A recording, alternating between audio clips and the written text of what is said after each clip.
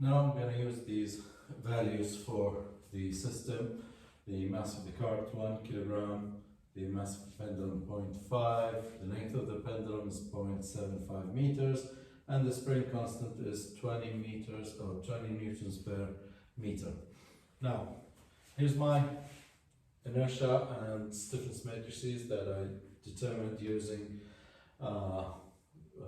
the equations of motion, the linear equations of motion. So if I substitute these numbers, my inertia matrix will be 1.5 and MP times L is 0.5 times 0.75, that's 0.375, and MPL another 0.375, 0.2813. As for the stiffness matrix, K is 20,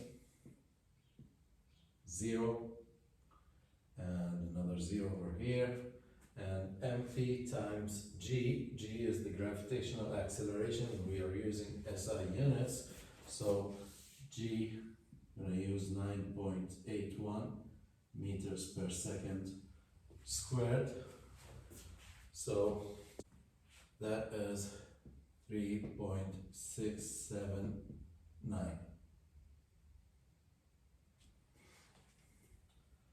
So my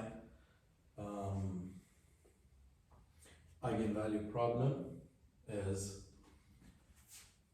K minus lambda m times x and theta 0. So 20, that's K, minus 1.5 lambda,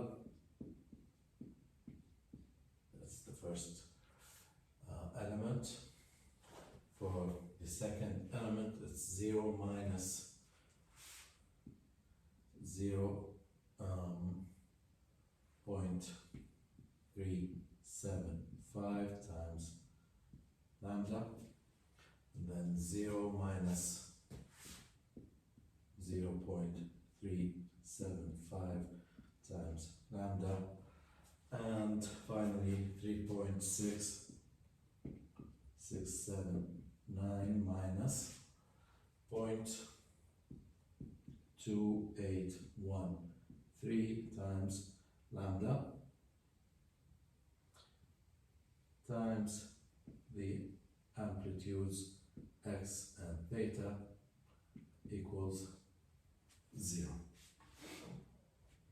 Now, the characteristic equation is obtained from the determinant K minus lambda m equals 0.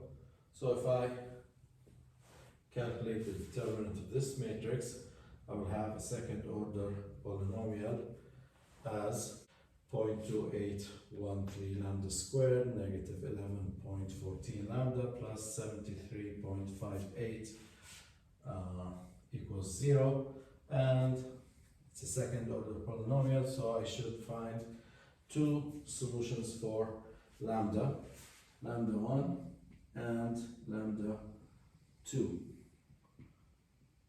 8.372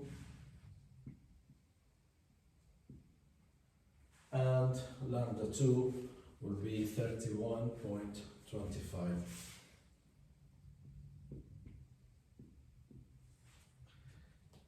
And I know that lambda is omega squared, so omega 1 will be the square root of lambda, the square root of 8.372, and omega 2 is going to be the square root of the number 31.25.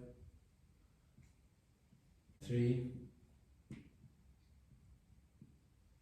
radians per second, and 590 also radians per second. These are the two frequencies of the system. Now, using these two frequencies or these two eigenvalues, I can determine the eigenvectors of this problem by substituting first time lambda 1 here into this equation and solve for x and theta. Then substitute lambda 2 to get the second eigenvector or the second mode shape. So if we substitute using lambda 1, this equation becomes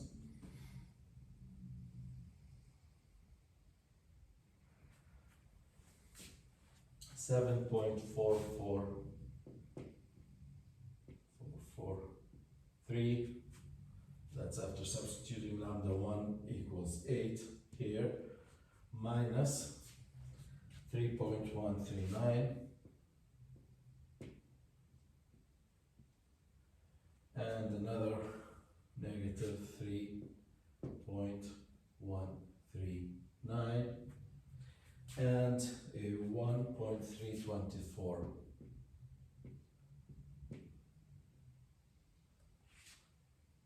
times x and theta equals 0.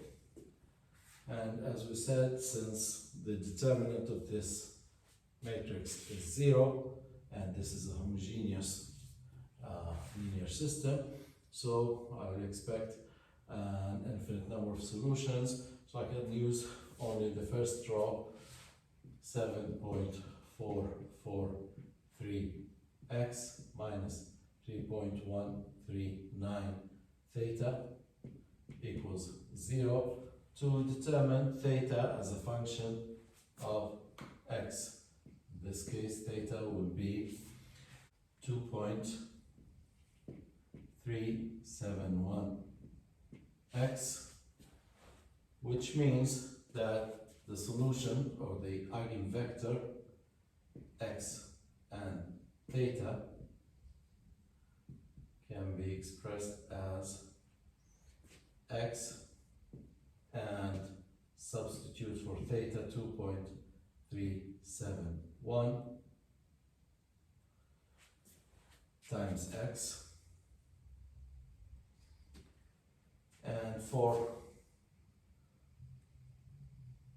let's set x for any arbitrary value of xa, this eigenvector becomes 1 and 2.371 times a. And this is my first eigenvector, or as we called it, mode shape.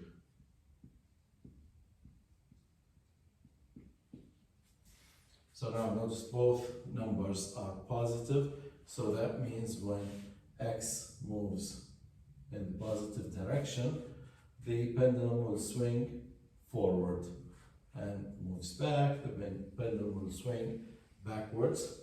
Now, if I use lambda 2 now, which is 31.25, and substitute in this matrix, and find theta as a function of x, I will get just the final outcome is x theta equals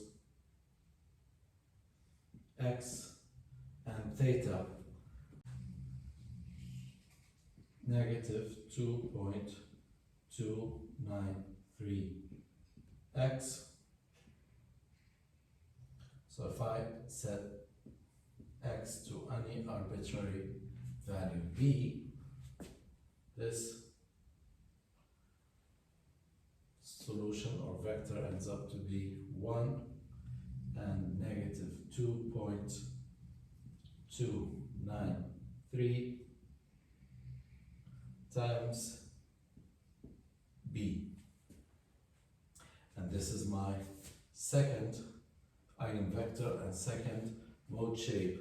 It's a positive negative number, so that means when the cart mass moves to the right, the pendulum swings backwards, and when it moves backwards, the pendulum swings forward.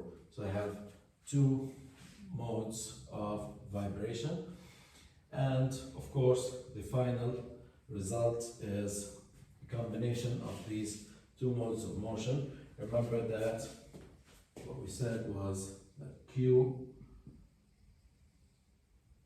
we assumed it to be harmonic, x theta cosine omega t plus some phase angle phi. So now, as a combination of the two frequencies and the two mode shapes, okay, I can write Q as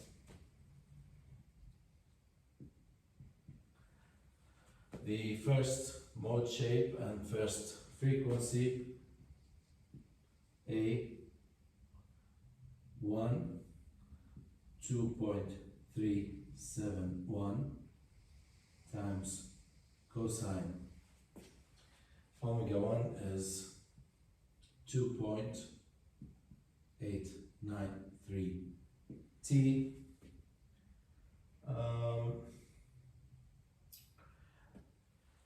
plus phase angle 1 plus the second mode shape, which is B, times 1 minus 2.293 cosine omega 2, which is 5.590 t plus phase angle phi 2. Now here's the response Q, which is x of t, theta of t, and I have this response equation, and I have four parameters that need to be determined using initial conditions: the A, the B, phi1, and phi2. And I should have four initial conditions to find these numbers. I need x at 0, and I need the initial condition theta at 0, and I need to determine the velocity, to know the velocity of the cart at time 0, and the velocity theta dot at 0. Four initial conditions, four unknowns.